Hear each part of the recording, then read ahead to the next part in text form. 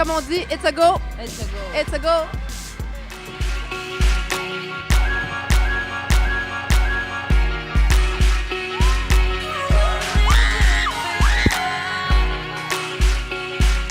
Laurence Nerbonne, entrevue chocolat chaud. Je te laisse ouvrir le stock.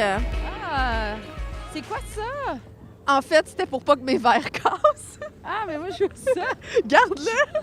Voilà. Oh! Un super verre de E.T. ici. C'était quoi ton film préféré quand t'étais petite?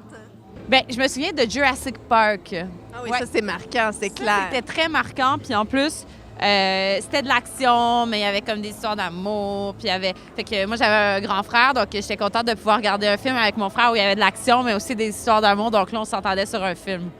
J'aimerais qu'on lève nos verres à ta nomination aux Juno Awards. Dans la belle liste avec Leonard Cohen, Céline Dion, Drake. C'est pas rien, bravo Laurence. Hein? Si, j'espère que je vais voir Drake. J'ai un petit truc pour toi.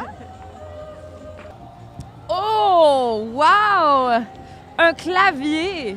Mais là, ça va être dur avec mes mitaines, mais écoute. Mais j'aimerais ça savoir, en fait, à quel moment la musique est arrivée dans ta vie et c'est quoi le premier instrument de musique que tu as joué?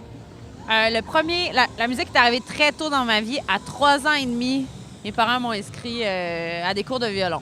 La musique m'a été comme un peu imposée dès le plus jeune âge. Puis ça a été une super bonne chose parce que ça a été la meilleure école pour moi. Puis j'ai joué à peu près pendant 15 ans. Puis c'est ça, vers l'adolescence, c'est sûr que le violon a un peu pris le bord. Puis là, j'ai commencé à m'intéresser un petit peu plus au rock, puis à la guitare, à d'autres instruments, à la compo, au chant. Donc, ouais, c'est ça, ça a été le violon, vraiment mon initiation à la musique.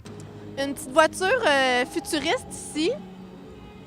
Quand tu étais petite, comment tu voyais l'avenir?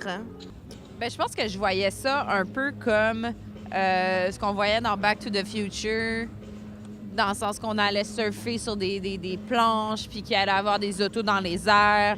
Puis mon frère me racontait aussi beaucoup de choses comme ça, donc ça nourrissait vraiment mon imaginaire. Donc tous les clichés du futur étaient très présents quand j'étais jeune.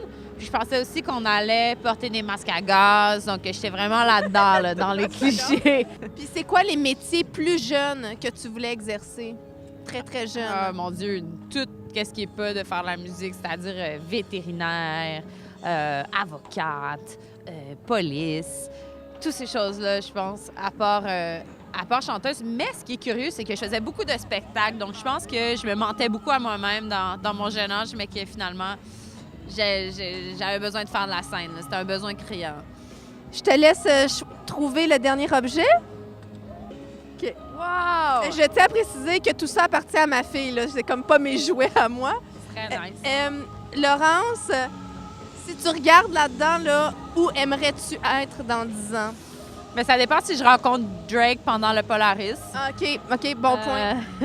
Bien, j'aimerais ça faire la musique en français qui est différente, puis qui est tournée vers l'avenir, qui est en lien avec la musique qui se fait à travers le monde. C'est vraiment un défi que je me lance, puis je suis pas mal certaine que je suis capable de le réussir avec beaucoup de travail. Donc, je me vois en train de faire de la musique dans tous les pays du monde, dans la langue de chez nous, pour représenter le beau Québec qu'on a.